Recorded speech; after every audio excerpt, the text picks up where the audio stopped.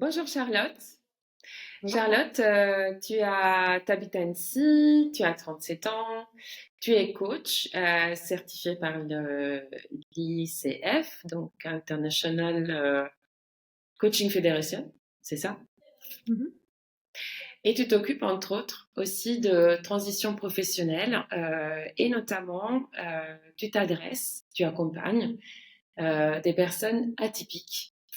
Est-ce que tu voudrais peut-être m'expliquer un peu mieux ce qu'on entend en général par personne atypique? Oui, bien sûr. Donc, il y a deux façons de définir qui sont les personnes atypiques. La Mhm. première catégorie, c'est les multipotentiels, slashers.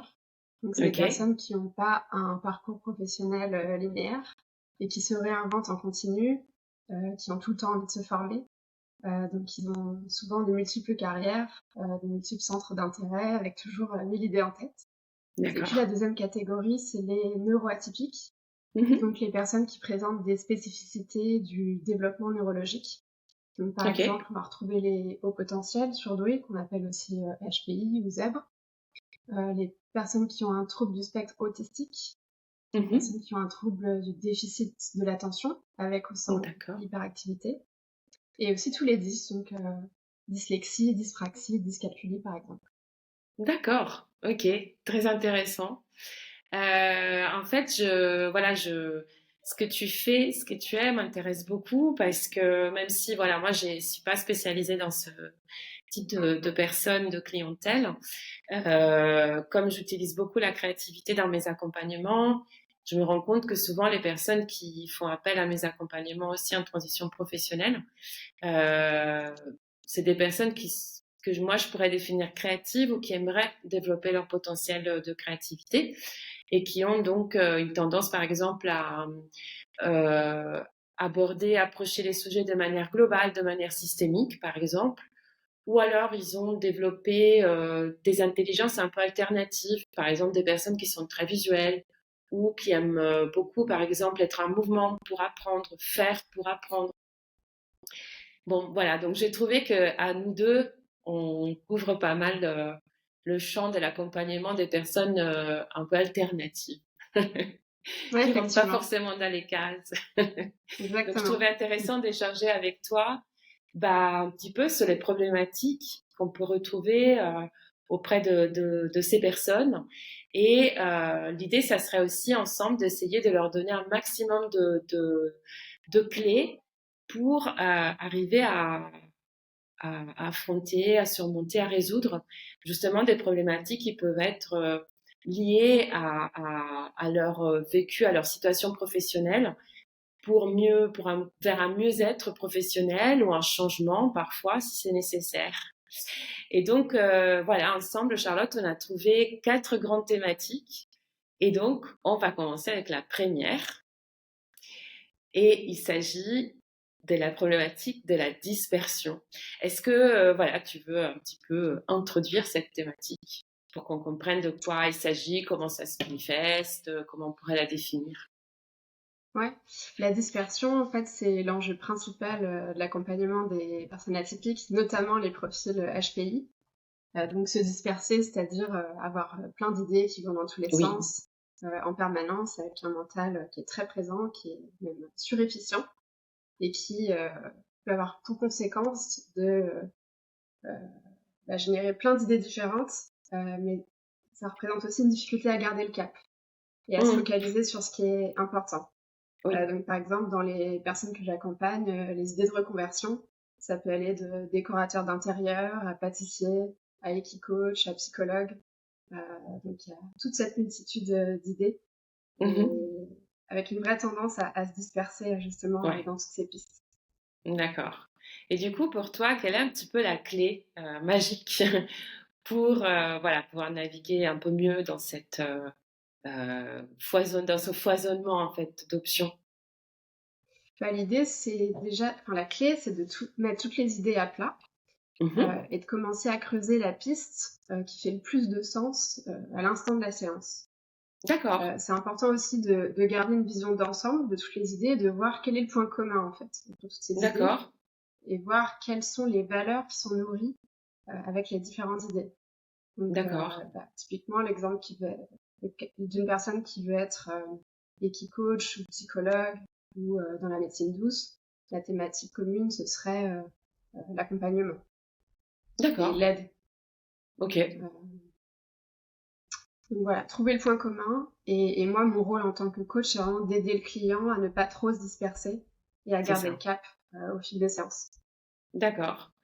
Et est-ce que voilà, tu as un petit exercice peut-être pratique à suggérer que chacun pourrait faire chez soi, à la limite, quelque chose de simple pour trouver un petit peu cette thématique? Ouais, j'ai deux idées. La première, c'est Mhm. de faire un mind mapping avec D'accord. toutes les idées qui émergent et de voir quels sont les liens entre toutes les idées.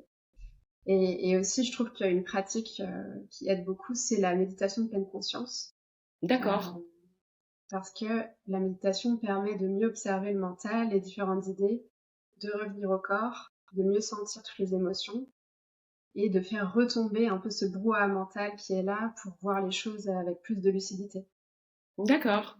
Ok, Et effectivement, toi? pour laisser un petit peu décompter. Ben moi, voilà, je suis vraiment d'accord avec toi que même pour les personnes créatives ou parce que je propose des techniques créatives, du coup, j'enclenche en fait une dispersion presque. Donc, je sais que c'est quelque chose voilà, auquel il faut faire très attention. Et effectivement, l'idée de trouver un peu une thématique commune me semble très juste. Moi-même, voilà, dans mes accompagnements, j'essaie par le questionnement d'arriver à trouver, à mettre un petit peu le doigt sur, enfin, trouver cette thématique, mais trouver aussi, par exemple, un peu un défi, en fait, transversal que la personne est en train de faire émerger dans toute cette ouverture du champ du possible. Souvent, les personnes sont face à des contradictions ou alors ils ont des dilemmes. Et je trouve ça très intéressant parce que grâce au questionnement, j'arrive à voilà, leur faire trouver de quoi il s'agit véritablement. C'est-à-dire que par exemple, dans un dilemme entre des pistes qui sont plus de l'ordre de la stabilité et d'autres qui sont plus de l'ordre de la liberté, de la légèreté, de l'ouverture, on peut toujours aller travailler sur une notion qui pourrait être un petit peu entre les deux, quelque chose qui aurait besoin à la fois d'un cadre mais aussi de l'autonomie. Et en travaillant un petit peu le dilemme, on arrive à trouver une voie qui peut effectivement unifier un petit peu la recherche.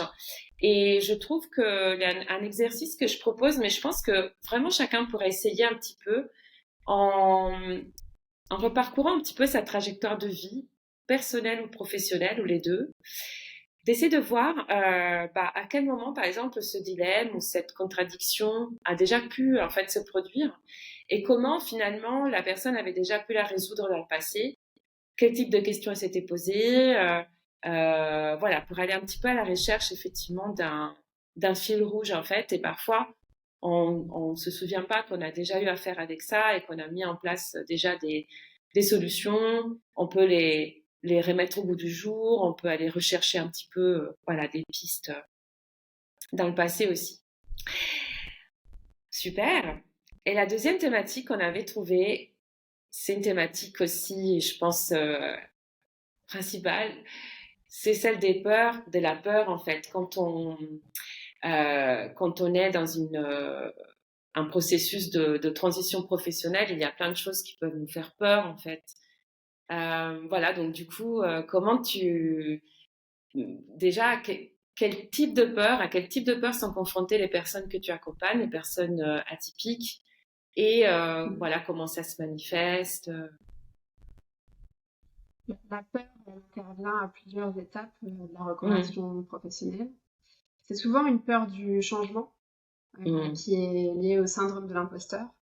D'accord. Qui suis-je pour devenir Oui, euh, voilà, ostéopathe par exemple ou coach, euh, moi qui viens du monde de l'entreprise. oui. Et ça, tu le C'est retrouves assez souvent auprès de ces personnes. En fait c'est un processus qui est très naturel et qui Mmh, vient donner des signes d'alerte qui sont bénéfiques en réalité. oui, Et c'est intéressant de voir qu'est-ce qu'on cherche à protéger avec cette peur. D'accord. Par exemple, Ok. ce syndrome de l'imposteur, en fait, il est très aidant, puisqu'il nous indique qu'on a besoin d'améliorer nos compétences, de faire des formations pour acquérir ces nouvelles capacités, Hmm. pour s'assumer voilà, dans notre nouvelle profession. D'accord. Donc ça peut donner effectivement lieu à des actions qui vont apaiser la peur. Donc ça En permet de fait, développer la confiance. c'est ça. La clé Hmm. ici, c'est de développer la confiance dans le projet D'accord. et dans Ouais. les capacités à le mettre en place. D'accord. Et comment tu t'y prends dans tes accompagnements justement pour développer la confiance? Alors, je m'y prends par des techniques de visualisation. En Hmm. fait, je crée des audios sur mesure avec D'accord. des visualisations et des affirmations positives. Donc, par Super. exemple, ça peut être j'ai confiance dans mes capacités à entreprendre ou j'ai beaucoup de valeur à apporter au monde ou Ok. je suis légitime. Et c'est le fait D'accord. d'écouter ces audios chaque jour pendant plusieurs Ok. semaines qui font Hmm. que les affirmations positives ont un impact sur le subconscient. D'accord. Bah super intéressant.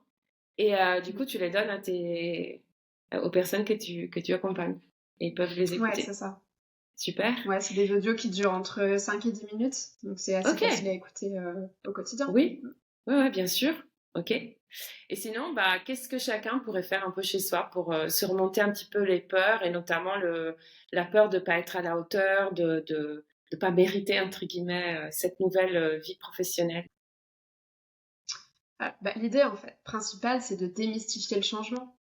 Oui. C'est-à-dire que voilà, ça peut faire très peur de faire une transition à 360 degrés. Mhm. Et l'idée, c'est d'aller interroger des experts de ce nouveau métier, donc faire une D'accord. enquête métier, des petites Mhm. interviews, prendre des cafés Mhm. et mieux comprendre la réalité du métier qui nous intéresse. Quels sont les D'accord. avantages, les inconvénients, les difficultés rencontrées dans la transition qu'ont fait d'autres personnes. Donc vraiment, faire le... essayer de comprendre aussi la différence entre les risques réels et les risques imaginaires. Oui. Parce que souvent, la peur, elle est vraiment dans la tête, enfin aussi au niveau du corps, Mm. mais elle est souvent liée à des risques imaginaires. Euh, Oui. donc c'est de voir quels sont vraiment les risques très concrets. Et Mm. puis de voir, comme je disais, comment on peut, enfin, en quoi cette peur, elle est intéressante et qu'est-ce Mm. qu'elle vient protéger chez nous. En D'accord. quoi elle nous indique qu'on a besoin de rester en sécurité dans le Mm. process. Mhm. Donc, on peut prendre soin de cette peur, la Ok. comprendre, c'est de voir d'où elle Ok. vient. Et puis, on peut aussi se créer un audio avec plein d'affirmations positives Bien sûr. soi-même, à écouter Oui. chaque jour. On se met des Ouais. affirmations positives sur des petits post-it qu'on place à différents endroits chez soi. D'accord. Et je trouve que effectivement aussi comme tu dis, le fait d'aller voir des personnes qui font ce métier qu'on aimerait, mais pour lequel voilà, on a un petit peu peur de pas être à la hauteur, ça permet aussi c'est quelque chose d'assez de très rassurant. Le fait de voir que voilà, quelqu'un incarne déjà ce qu'on aimerait être, que c'est possible. C'est un être humain quelque part comme nous et que du coup, on peut y arriver aussi. Donc, Ouais. c'est une manière très douce aussi, je trouve, effectivement affronter ses peurs. Mm, mm. Ouais, ouais, Et tout à toi, fait. tu Moi as aussi, des techniques d'accompagnement de la peur? oui. Alors déjà, moi aussi, je trouve qu'effectivement, les peurs, je suis plutôt pour en prendre soin, parce qu'elles peuvent aussi effectivement nous donner des leviers pour développer notre projet professionnel. Ça peut donner des idées d'action. Moi, j'utilise beaucoup une technique que chacun peut aussi utiliser un petit peu chez soi, qui consiste en fait à dessiner sa peur de manière abstraite, hein, je veux dire, juste une histoire de forme, de couleur. Peut-être il y a plusieurs peurs, on peut en dessiner deux, trois, et en essayant vraiment de les incarner par des dessins. Des formes peut-être un peu Mm. pointues, des couleurs un peu sombres.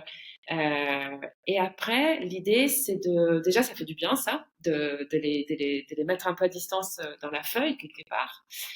Et après, l'idée, c'est aussi on peut se dire, OK, maintenant, voilà, ça, c'est la représentation de ma peur. Si si je voulais juste faire une version plus positive, plus jolie, plus esthétique, plus harmonieuse de ce dessin, sans trop me poser de questions de comment j'y arriverais, comment elle serait. Et ça, je l'utilise beaucoup. Et du coup, voilà, on voit des dessins qui sont un peu plus harmonieux. S'il y a deux, trois peurs, bah, elles sont peut-être, les formes, elles sont plus liées entre elles, elles s'adoucissent. Mm. Les couleurs plus sombres, peut-être, elles sont un peu plus réduites dans le, voilà, et après, l'idée, c'est d'essayer d'associer des idées au fait de passer de un à l'autre de ces dessins. Qu'est-ce qu'il a fallu faire pour aller de l'un à l'autre? Et ben, ça peut donner comme quoi, voilà, des idées pour justement faire en sorte que ces peurs deviennent autre chose, qu'elles deviennent un peu des tremplins, des leviers, des ressources, qu'elles nous révèlent peut-être des désirs enfuis, des besoins importants. Voilà, voilà ce que Excellent. j'utilise. Ça vient vraiment chercher dans les ressources internes et dans Voilà, l'inconscient qu'on approche. tout à fait, dans l'inconscient et tout en utilisant donc l'intelligence visuelle que beaucoup de personnes ont en eux en fait, ou que je peux aider à développer grâce à ce genre d'exercice. Et il y a une autre thématique encore qu'on avait trouvée ensemble toutes les deux et qui, je pense, va faire écho chez beaucoup de personnes, c'est la thématique du sens. Changer de voie professionnelle, évoluer, oui, à condition, voilà, qu'on trouve du sens. C'est quelque chose, tu m'as dit, c'est assez prégnant chez les personnes atypiques. Mm. Euh, Quel sens donne-t-elle au mot sens dans ce cadre professionnel, surtout? De quoi il s'agit? De quel sens s'agit-il? Ouais, effectivement, c'est au cœur du questionnement de mes clients. La question principale, c'est comment trouver un métier dans lequel je vais me sentir utile aux autres D'accord. euh, et utile dans le monde, Hmm. en contribuant à une cause qui est importante. Mais c'est vraiment D'accord. revenir à ce sentiment d'utilité qui lie aussi à l'épanouissement. D'accord. Comment être Ok. heureux et utile en même temps, tout en gagnant ma vie. Ouais. Donc c'est cette notion d'être vraiment utile aux autres. C'est Ouais. vraiment ce qui met derrière ce mot. D'accord. Et du coup, bah, à ton avis, c'est quoi la clé pour arriver en fait à trouver ce qui fait sens et à qui on a envie d'apporter notre aide, notre contribution Là, quand la on est clé, atypique. c'est de trouver à quelle communauté on a envie Hmm. d'appartenir. On D'accord. regroupe de gens qui font quoi? Euh, Hmm. voilà. Est-ce que c'est la communauté de personnes qui contribuent à la préservation de la planète? Est-ce que Mhm. c'est la communauté de personnes qui cherchent à réduire les inégalités? Mhm. Dans mon cas, en fait, j'appartiens à la communauté de personnes qui aident les gens à s'aligner et à trouver leur voie. D'accord. Donc, Ok. c'est vraiment se rattacher à un haut niveau d'appartenance, en fait. Ok. Ok. Et dans tes accompagnements, ça se traduit comment ça, par exemple, sur des personnes qui tu les accompagnes à trouver une communauté, tu les questionnes. En fait, l'outil que j'utilise pour ça, c'est les niveaux logiques de Robert Dills, qui est un expert D'accord. de la PNL. Mhm. Et donc, Intéressant. ça se passe vraiment en 3D, avec un ancrage spatial. C'est-à-dire que, en fait, les niveaux logiques, donc ça part de l'environnement, ensuite du comportement, les valeurs, l'identité, et enfin le groupe d'appartenance. Et donc, je dispose au sol des papiers qui correspondent à chacun de ces niveaux. Ok. Et j'emmène la personne à travers chaque étape avec un questionnement bien précis sur l'environnement, le comportement, les capacités, les valeurs et l'identité. Et ça peut être les yeux fermés avec une visualisation qui permet à Mhm. la personne d'être vraiment dans sa bulle. Et c'est D'accord. vraiment au fil de ce questionnement que la personne se relie à ce qui est vraiment important pour elle et à son sens profond. Très intéressant. Ça me rappelle, il y a très longtemps, il y a une bonne vingtaine d'années, j'ai fait une séance de coaching avec une amie qui était en train de se certifier. Donc, tu connais ça, elle cherchait des personnes pour faire sa pratique. Et je crois qu'elle m'avait fait faire cet exercice. Et à l'époque, voilà, elle m'a fait avancer physiquement presque avec. Et à Mm. la toute fin, j'avais dit que la personne que j'avais envie d'aider, c'était les femmes à être indépendantes et puis bah, j'en ai rien fait pendant des années et puis un beau jour je me suis souvenue de cette séance quand je commençais à être active dans la communauté LinkedIn et je me suis dit ah Mhm. donc ça peut aller même à long terme en fait quelque chose comme une graine qui était là Oui. que j'avais découverte à ce moment-là mais qui a éclos un peu plus tard. Mais l'exercice doit être très puissant et parce que effectivement il y avait une cohérence dans mon cheminement et une sorte d'aboutissement. Mm. Donc c'est super Excellent. que tu puisses aussi l'exercer Mm. pour les personnes qui t'accompagnent. Et du coup bon bah ça c'est évidemment on a besoin d'un professionnel pour le faire. Et sinon bah chez soi comme ça comment on peut faire pour Mhm. trouver? Un exercice qu'on peut mettre en place facilement, c'est de réfléchir à toutes les expériences qu'on a vécues et qui nous ont Oui, donné beaucoup de joie. ok. Vraiment de se reconnecter à ce qui nous met en joie. Et Mm, aussi de définir sa contribution au monde. Et là, il y a un mm, exercice en 4 étapes. Euh, donc, la première étape, c'est d'écrire toutes les choses qu'on aime faire. Et ensuite, de rassembler ces choses en une phrase. Ensuite, d'écrire toutes les choses pour lesquelles on est doué. mhm. Troisième étape, toutes les choses qui sont importantes pour nous. Enfin, toutes les Mhm. causes qui nous sont chères. Et vraiment, à chacune de ces étapes, faire une phrase. Donc, à la fin, on a 3 phrases. Et à partir de ces 3 phrases, en créer une qui synthétise les éléments les plus importants. Et ça D'accord, donne la contribution au monde. super, Enfin, la contribution qu'on a envie d'avoir bien à sûr. notre échelle, évidemment. Ok, ok, Et très toi, tu as un intéressant. exercice à proposer? Alors, bah, je crois aussi beaucoup que l'on parle d'alignement ou d'épanouissement au niveau professionnel. Il s'agit effectivement, de faire correspondre son propre besoin de réalisation à un besoin qui existe à l'extérieur, de personnes qui ont besoin de notre propre, finalement, besoin de réalisation. Donc, je fais travailler beaucoup sur cette correspondance, en fait.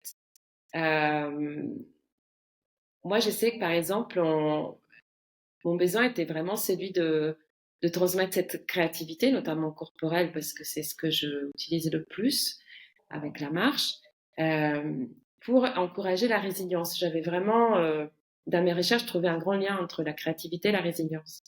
Et je me retrouve aujourd'hui à accompagner des personnes en quête de sens professionnel, mais aussi pour leur vie en général, et qui souvent ont passé des épreuves en fait dans leur vécu professionnel. Ça peut être voilà euh, des ruptures, des échecs, des burn-out, des situations.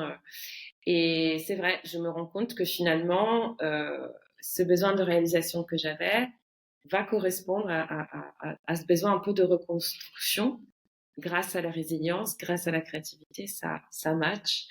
Et donc, ouais, moi, ce que je conseillerais de faire, c'est de faire cet exercice quel est mon besoin le plus profond, en fait. Qu'est-ce qui me permettrait, moi, de me réaliser euh, pour créer quel genre d'évolution et de changement ou pour apporter quoi chez l'autre, et puis de commencer à imaginer, ben, en face, j'ai un besoin de la personne qui est destinataire de mon activité, elle a besoin de quoi, elle, en fait, et vraiment de travailler sur c'est un travail plus sur les mots, sur les notions, pour faire en sorte qu'elle puisse correspondre en fait. Voilà. Il y a un vrai lien entre les deux. Ok, très intéressant. Et voilà. Et puis bon bah, on arrive à notre quatrième et dernière thématique. C'est une thématique que moi j'aime beaucoup parce que je pense que quelque part finalement c'est un peu la clé de tout, hein, qui est celle de l'acceptation de soi. Alors, le job, c'est aussi de développer des potentiels, d'essayer de pousser un petit peu, mais c'est aussi peut-être une de nos, voilà, de nos missions, c'est aussi celle de permettre aux personnes aussi de s'accepter aussi telles qu'elles sont, dans toute leur richesse en réalité, toute leur beauté intérieure. Mais c'est difficile, c'est peut-être le plus difficile de s'accepter, surtout voilà, quand on est dans des phases de changement, des phases un peu de Mm. fragilité, quoi, de changement. Euh, Est-ce que voilà, donc du coup, c'est quelque chose que tu rencontres aussi? Comment ça se manifeste, par exemple, chez les personnes qui t'accompagnent, cette problématique de l'acceptation? Chez les personnes atypiques, il y a toujours plus ou moins cette impression d'être en décalage, Mmh, d'être le seul à fonctionner d'une certaine façon. mmh. Euh, et donc, ça crée pas mal de questionnements autour de est-ce que je suis normale, est-ce D'accord, que est-ce que je devrais être autrement, qu'est-ce que la normalité. Voilà, ça peut amener son lot de questions et il peut y avoir cette difficulté aussi à s'intégrer dans des groupes d'accord. qui Peut-être est là. il est beaucoup question de la peur du regard de l'autre aussi, de Mhm. ce que pensent Absolument, les oui. autres, comment les autres vont me juger. C'est ça. Mmh. C'est la question de Ouais, la conformité, en fait, et de la c'est ça, non-conformité c'est ça. à la norme, Mmh. à la masse. Mm. C'est ça, à la norme, ouais. Est-ce que suis-je conforme ou pas? Et ta clé alors, qu'est-ce que tu essayes voilà, de faire naître, comment tu gères ça dans tes accompagnements? J'invite les personnes que j'accompagne à aller rejoindre des communautés de personnes atypiques. D'accord, Donc, il y a en ligne, par exemple, il y a des groupes Facebook qui existent pour les ok, je savais neuroatypiques, pas. Ouais, pour les TSA, HPI, TDAH. Euh, et il y a aussi, bien sûr, des événements présentiels aussi. En fait, l'idée, c'est de voir où est-ce que je peux aller pour me rapprocher de personnes qui pourraient me ressembler. mm, Parce que c'est important d'aller trouver ce soutien à l'extérieur pour se rendre compte qu'on n'est pas seul. c'est ça. Il y a un site qui fonctionne bien aussi, c'est Atypicou, qui est un site D'accord, de rencontres pour personnes atypiques, de ok, rencontres amoureuses, amicales ou professionnelles. Donc ça ok. permet d'échanger avec d'autres personnes qui ont ces spécificités-là. Alors évidemment, on va mettre toutes les ressources en description pour que les personnes puissent un petit peu s'orienter. D'accord. Et est-ce que du coup tu vois que ça aide vraiment? C'est quelque chose qui le fait de plus se sentir le seul à, c'est vraiment important. Mm. Ouais, c'est vraiment important pour pas se sentir seul Mm. et réduire ce sentiment de décalage. D'accord. Pour voir qu'il y en a d'autres, il y a aussi d'autres personnes qui se sentent en décalage. Ok. Euh, Ok. et j'invite en fait les personnes qui sont peut-être dans une situation de mal-être en entreprise à peut-être changer d'entreprise pour aller dans un environnement dans lequel ils se sentent mieux, D'accord. dans lequel ils Ouais. adhèrent plus aux valeurs Oui. et dans lesquels ils arrivent à vraiment s'intégrer. Oui. Ce que je trouve parfois, enfin, c'est pas vraiment étonnant mais souvent quand on est en recherche d'un emploi, on pense beaucoup à est-ce que je suis fait pour cette entreprise? On pense moins est-ce que cette entreprise est faite pour moi? Et d'avoir Mm. vraiment une posture de choix, voilà, de considérer, voilà, est-ce que c'est ces personnes avec qui j'ai envie de passer mes journées, de travailler, de créer du lien. Chaque entreprise est différente, il y a des cultures différentes, il y a des personnes différentes et peut-être d'avoir aussi cette posture justement de dire voilà, je vais aller maintenant, je vais Mm. essayer de m'entourer de personnes qui me font sentir bien, qui me font pas sentir anormal, Mm. Mm. c'est important.